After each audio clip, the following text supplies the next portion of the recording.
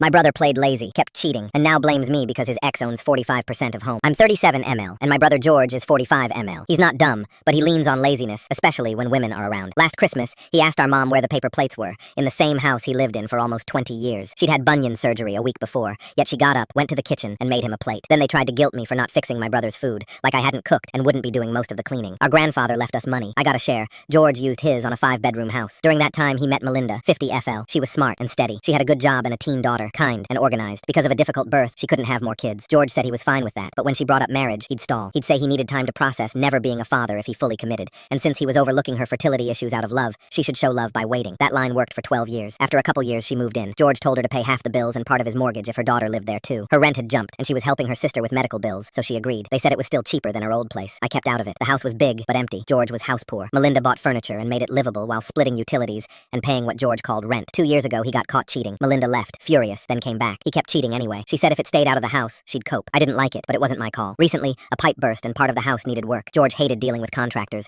quotes, and paperwork. Melinda offered to handle it. She gathered bids and said Company A had seasonal discounts for first-time customers and new owners on certain items. Her plan, she said, was to present it like she'd just become a partial owner so they could get the discount. She told George to email Company A to ask if they'd honor that. They replied that if Melinda had recently become a part owner, they'd give a courtesy discount. Company A was small, with a strong reputation. George liked that. Melinda said she'd draw up documents to show ownership and had a notary who could stamp them. George believed her and thought they were faking it for the discount. A few days later, a notary came to the house, along with 2 people from Company A who came to measure. The notary asked George if he understood the documents. He said yes, and signed where Melinda pointed. The notary stamped. George signed again. He never read a word. The work got scheduled. The house got fixed. George bragged about the deal he got. Melinda ended the relationship and told him she now owned 45% of the house. Either he would buy her out or they would sell. George panicked and said he hadn't known what he signed. He said he thought the papers were fake for the discount. Melinda handed him a folder with copies of everything. Their signatures, the notary seal, Company A's emails. He called me at midnight, breathing hard. He admitted the notary was legit and had asked if he understood. He had said yes. He thought the 2 people from Company A were in on a wink and nod, but they were just there to measure. He kept repeating the same line. He thought the documents were fake. That's his defense. He tried to find a lawyer. Most said no. One said maybe, but the fees were steep and the odds were bad. He asked me for money. Our mom called and backed him up. She said family helps family. I asked where that energy was when she stood on sore feet to serve him while I cooked and scrubbed. She changed the subject and told me I was being cold. I asked about the years Melinda paid rent, split utilities, and furnished that empty house. I asked about his cheating. I asked why I should burn my savings so he could keep 5 bedrooms he barely keeps clean. Silence. Then she asked again. Later,